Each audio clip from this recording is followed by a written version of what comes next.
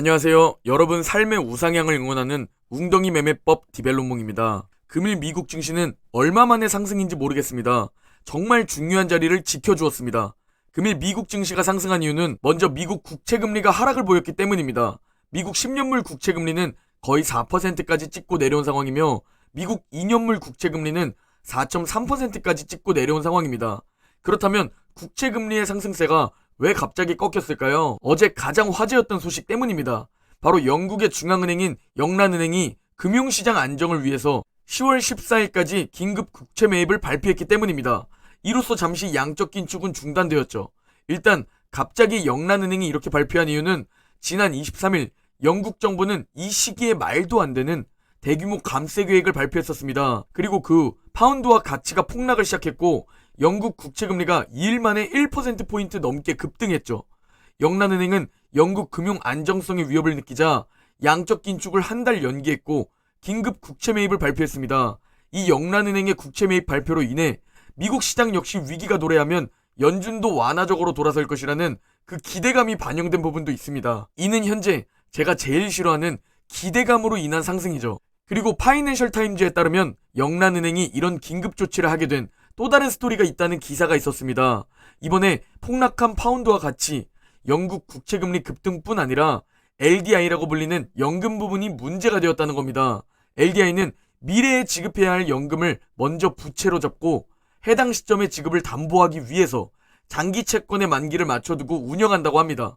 그런데 이 담보자산인 채권의 가치가 정부 발표로 급락하면서 자칫하면 지급 정지까지 갈 수 있는 상황이 되었다고 합니다. 그래서 LDI 운용사들이 영란은행에 편지를 보내 지금 당장 조치를 취하지 않으면 영국 국민들의 연금 자산이 거덜난다며 대응을 촉구했다는 스토리입니다. 현재 여러 국가들의 상황을 보면 그나마 미국이 아직까진 버틸만하고 나머진 글로벌 경기 침체가 이미 도래한 듯합니다. 그리고 영란은행의 국채 매입 이유와 함께 어제 미국 증시가 상승한 두 번째 이유, 바로 제가 며칠 전 강조드린 200주 지지선입니다. 현재 200주 이동평균선을 지지받고 상승했죠. 그리고 지난 6월 저점에서 반등했죠. 차트 전문가들은 현재 쌍바닥을 얘기하기도 합니다. 강한 지지선 두 개가 겹치는 지금 정말 중요한 자리에서 다행히 하락하지 않고 반등이 나왔는데 이 아래로 내려가지 않았으면 하는 바람이 있습니다. 지금 S&P 500은 이번 하락장 거의 최저점에 위치해 있습니다. 화면 빨간색 동그라미에 위치해 있죠. 그런데 저는 오늘 하루 겨우 반등을 주었고 아직도 최저점에 위치해 있는데 왠지 모를 안도감이 있었습니다. 마치 화면 속 짤처럼 말이죠. 다음으로 전해드릴 소식은 어제 라파엘 보스틱 연은 총재의 발언입니다. 핵심 내용만 공유드리면 연준은 적당히 긴축적인 수준으로 연말 4.25%에서 4.5%까지 금리를 인상할 필요가 있다. 상대적으로 미국은 견조한 경제를 가지고 있고 다른 경제에서 오는 피해로부터 덜 취약하다고 믿는다. 현재로서 베이스라인은 11월 75bp 인상, 12월 50bp 인상이다. 주택시장, 임의소비재, 구인, 가계 수지를 보면 수요가 완화되고 있다는 것을 알 수 있다. 그리고 정말 중요한 발언이 있었는데 예상보다 낮은 경제성장률, 보다 합리적인 고용시장과 광범위한 상품에 대한 약한 수요는 모두 인플레이션 둔화의 신호가 될 수 있다. 라는 발언입니다. 즉 연준은 인플레이션 둔화를 위해 예상보다 낮은 경제성장률을 용인하겠다는 겁니다. 이는 경제 둔화는 필연적이라는 얘기이며 일시적 경기 침체도 용인하겠다는 연준의 발언이죠. 그러면서 실업률이 4.1%까지밖에 오르지 않는데 미국이 경기 침체에 빠질 것이라는 주장은 받아들이기 어렵다 라고 발언했습니다. 그저께 블라드 연은 총재와 함께 조금씩 비둘기파적으로 바뀌는 느낌을 받았습니다. 시장은 이미 11월 75bp 인상과 12월 50bp 인상을 이번 하락을 통해 어느 정도 반영했죠. 시장은 올해 말 4%에서 4.25%를 반영, 내년 최종 금리는 4.25에서 4.5%를 반영하고 있습니다. 이 예상대로만 흘러가주었으면 합니다. 그리고 다음으로 여러분들께 꼭 전해드리고 싶은 소식입니다. 지금은 부자가 될 사람들, 이미 부자가 된 사람들 모두 자산이 줄고 있습니다. 세계 최고 자산가들도 2008년 리먼 브라더스 사태 이후 처음으로 지난해보다 자산이 줄었다고 합니다. 그리고 우리 역시 자산이 줄고 있죠. 우리의 계좌가 파란불이니 말이죠. 그러나 과거 그들이 자산이 줄었던 2008년 그리고 14년이 지난 현재를 보면 그들의 자산은 무려 4배 정도 상승해 있습니다. 그들은 우리처럼 몇백, 몇천만원, 몇 억이 아닌 몇십조 손실을 2008년에 봤을 텐데 그 고통을 인내하며 14년이라는 세월을 버틴 겁니다. 그러면 장기적으로 자산은 우상향하죠. 이게 투자의 핵심이라는 겁니다. 그리고 세계 1위 자산가가 된 일론 머스크는 올해 상반기 하락장에 주식 투자자들을 위해 투자 조언을 해주었었습니다. 먼저 자신이 믿는 제품과 서비스를 만드는 몇 개의 회사의 주식을 사라고 조언합니다. 그리고 제품과 서비스가 나빠졌다고 생각할 때에만 이 주식들을 팔라고 강조합니다. 즉 경제나 다른 부분들 상관없이 쭉 보유하고 제품과 서비스가 나빠졌을 때에만 매도하라는 것이죠. 그리고 일론 머스크는 내 조언대로 하면 장기적으로 도움이 될 것이다 라고 말했습니다. 올해 상반기에 이런 조언을 했다는 것은 세계 1위 자산가가 우리에게 정답을 알려준 겁니다. 올바른 종목을 들고 있다면 시장을 따라 패닉셀하지 말라는 뜻이고 장기적으로 보유해서 버티라는 뜻이죠. 즉 시장에 머물러 있는 세월 투자자를 이길 수 있는 투자자는 없다는 겁니다. 앙드레 코스톨라니 역시 우리에게 이렇게 지혜를 나눠줍니다. 디폴트나 금융위기 같은 것은 역사적으로 아무것도 아닌 것에 불과했다. 특이한 것은 자산이 헐값에 거래되어 주인이 바뀐다는 것 뿐이다. 즉 지금 너무 고통스럽고 지치시겠지만 10년이 지나 바라보면 그저 기회 중 하나일 뿐이고 길게 바라보면 이기는 투자가 가능하다는 것이죠. 그리고 과거 미국 주식 폭락장 하락폭과 그 기간을 살펴보면 평균적으로 32%까지 하락했었고 평균적으로 367, 약 1년 동안 지속되었었죠. 그리고 현재 2022년은 하락장이 지속 중입니다. S&P 500의 최대 하락폭은 올해 마이너스 23%이며 현재 271일째 지속되고 있는 상황이죠. 그리고 이를 평균과 비교해보면 이미 우리는 3분의 2 정도 버텼다는 겁니다. 그러면 어느 정도 버틸 만큼 꽤 버텼다는 것이죠. 이를 반대로 해석하면 좀 더 하락하고 좀 더 지속될 수는 있으나 반대로 앞으로 기회는 얼마 남지 않았다는 것을 생각해 볼 수 있습니다. 다음으로 차트는 미국 대통령 임기 연도별 미국 증시의 움직임입니다. 올해는 대통령 임기 2년차 미국 중간선거가 있는 해입니다. 그리고 빨간 박스를 보면 가장 안 좋았던 한 해를 볼 수 있죠. 지금 우리는 이 빨간 구간을 지나고 있으며 내년엔 대통령 임기 중 가장 좋았던 3년차를 만나게 됩니다.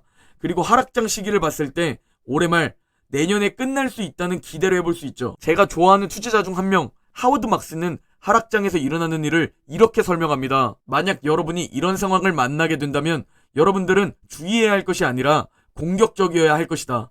그렇다면 우리는 언제 공격적으로 행동해야 할까요? 지금부터 하나하나 살펴보려고 합니다. 지금이 공격적이어야 할지 아니면 주의해야 할지 생각해 보시기 바랍니다. 경제 발전이 둔화되고 경제 상황도 부정적이다. 기업 이익은 변동이 없거나 감소하며 예상치에 미치지 못한다. 매스컴은 나쁜 뉴스만 보도된다. 주식 보유자들은 스스로를 바보 같다고 생각한다. 반대로 매수를 삼갔던 사람들 혹은 매도한 사람들은 자신이 맞았다고 느끼며 똑똑함을 인정받는다. 주식시장이 약화되며 투자자들은 걱정이 많아지고 침체된다. 이때 투자자들은 위험을 수용하면 돈을 잃는다고 여긴다. 공포가 투자자 심리를 지배한다. 채무 불이행이 급증한다. 회의적인 시각이 많고 신뢰도도 낮다. 투자자들은 기회를 놓칠 가능성은 무시하고 손실만 걱정한다. 아무도 매수 이유를 생각하지 않는다. 떨어지는 칼날을 잡으려 하지 말라는 말이 저점 매수를 대신한다. 가격이 새로운 저점에 도달한다. 매스컴은 이러한 침체된 추세에 초점을 맞춘다.